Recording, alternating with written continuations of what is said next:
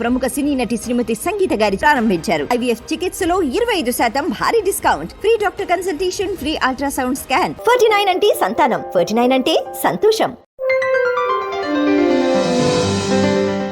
పెళ్ళైన తర్వాత చాలా కాలం వరకు కొంతమందికి పిల్లలు అవ్వకుండా ఉంటారు. దాని తర్వాత ఎదురు చూసిన తర్వాత మళ్ళీ వెంటనే డాక్టర్స్ దగ్గరికి రావడం, ఇట్లా కన్సల్ట్ అవ్వడం చేస్తారు. సో ఇది ఏజ్ ఫ్యాక్టర్ వరకు చేయగలుగుతారు మన దగ్గర ఉన్న ట్రీట్మెంట్స్ కానీ, అంటే ఈ ఏజ్ వరకు ఇది మనం చేయొచ్చు, ఈ ట్రీట్మెంట్ మనం చేయొచ్చు అనేది ఉంటుందా? అవునండి, ఇద్దరు కలిపి భార్యాభర్తలు కలిపి లెస్ దెన్ 100 ఏజ్ ఉండాలి. సో అప్పటి వరకు మనం ఏ ట్రీట్మెంట్ అయినా చేసుకోవచ్చు. సో ఈ కొంతమంది పిల్లలు అవ్వట్లేదని ట్రీట్మెంట్స్ అని మన బయటికి వెళ్ళి ఏదో మందులు తాగడం కానీ అలా చేస్తూ ఉంటాడు. దానివల్ల గర్భాశయంకి కానీ దేనికైనా ఇన్ఫెక్షన్స్ అయ్యే ఛాన్సెస్ ఉంటాయి. సో అట్లా మీ దగ్గరకు వచ్చిన పేషెంట్స్ ఎవరైనా ఉన్నారా?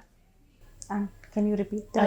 అంటే మనకు ప్రెగ్నెన్సీ వచ్చిన తర్వాత ప్రెగ్నెన్సీ రావట్లేదు అని చెప్పి బయటికి వెళ్ళి చెట్ల మందులు తాగడం కానీ, సో ఆయుర్వేదం తీసుకోవడం కానీ, కొన్ని వాళ్ళకి తెలిసిన టైప్ ఆఫ్ ఏదో ప్రయత్నాలు చేస్తూ ఉంటారు. సో దానివల్ల కొంతమంది చెప్పారు స్టమక్ ఇన్ఫెక్షన్స్ వస్తాయి, గర్భసంచి ఇన్ఫెక్షన్ అవుతుంది, నెక్స్ట్ మళ్ళీ ఇంకో బిడ్డకు ప్రాబ్లం అవుతుంది అని చెప్పి చెప్తారు. అట్లాంటి కేసెస్ మీ దగ్గరకైనా ఏదైనా వచ్చినప్పుడు మీరు ఎలా తీసుకుంటారు దాన్ని? అంటే ఏ ట్రీట్మెంట్ సజెస్ట్ చేస్తారు? చాలామంది అండి మన దగ్గర చెట్ల మందు వాడాము అవ్వట్లేదు అని వచ్చిన వాళ్ళు ఉంటారు. కొంతమంది క్వాక్స్ దగ్గరికి వెళ్ళి డిఎన్సి అని చేయించుకుంటారు. అంటే యూట్రస్ గర్భసంచి క్లీన్ చేయించుకుంటే పిల్లలు పుడతారు అన్న అవకాశం ఉన్నాం.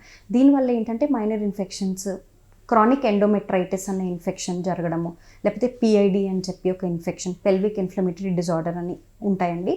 దాన్ని మనం యాంటీబయాటిక్స్తో మనము డీల్ చేయగలుగుతాము.